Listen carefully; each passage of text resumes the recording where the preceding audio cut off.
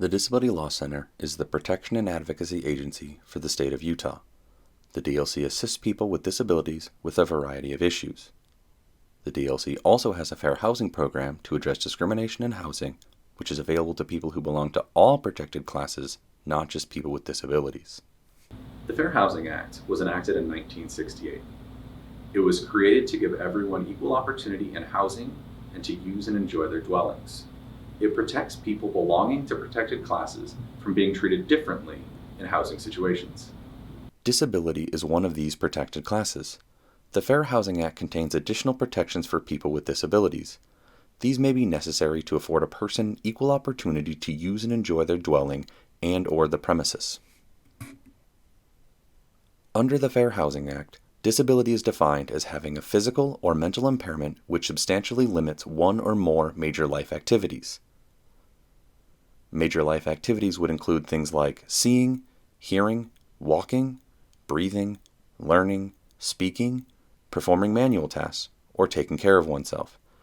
It would also include people who are regarded as having such an impairment or have some type of record of their impairment or disability. Additional protections for people with disabilities include design and construction requirements, reasonable accommodations, and reasonable modifications. All new housing built and first occupied after March 13, 1991 is supposed to meet accessibility guidelines. Basically, this requires newer apartment buildings to meet a minimum level of accessibility. If you want more information or suspect a certain building is out of compliance, contact the DLC or HUD. Reasonable accommodations are changes or exceptions to a rule, policy, or practice. Examples might be someone who is blind requesting that correspondence be given in large print or sent electronically, or exceptions to a no-pet policy for an assistance animal. Generally, there should be little or no cost for accommodations. Reasonable modifications are structural changes to dwellings and/or common areas.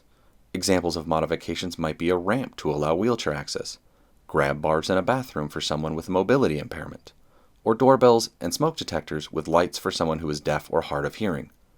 Generally, a tenant should expect to pay for a modification themselves unless the property receives direct federal funding. For a person to be eligible to request an accommodation or modification, they first must have a disability. Next, there must be an identifiable relationship between the requested accommodation or modification and the individual's disability.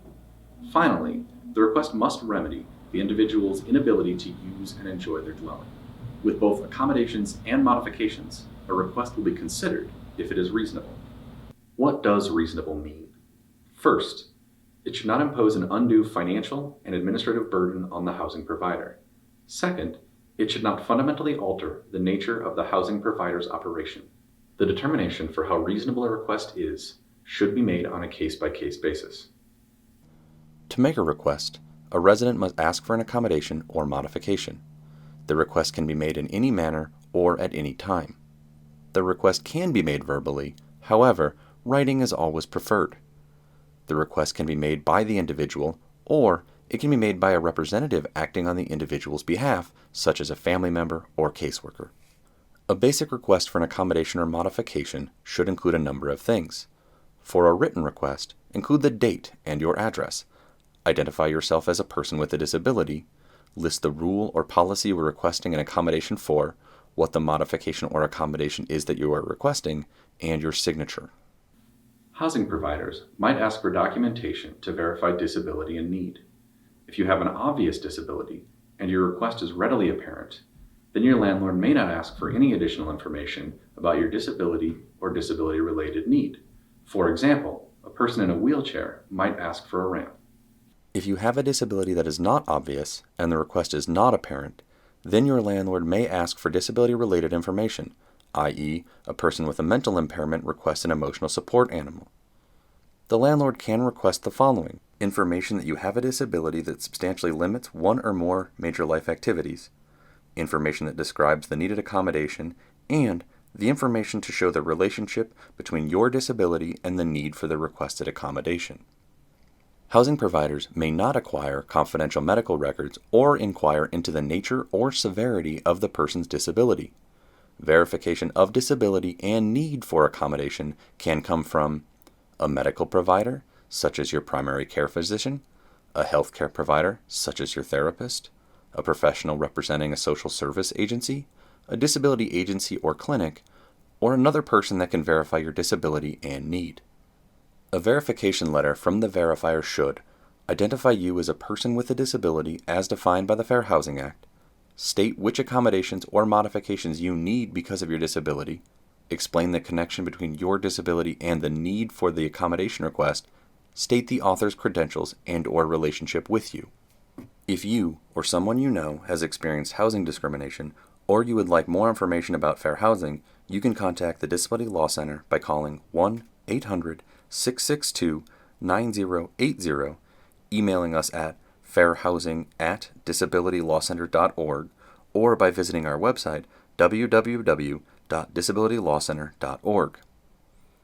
You may also contact UALD by calling 801-530-6800, or the HUD Regional Office by calling 1-800-877-7353 to file a complaint on your own.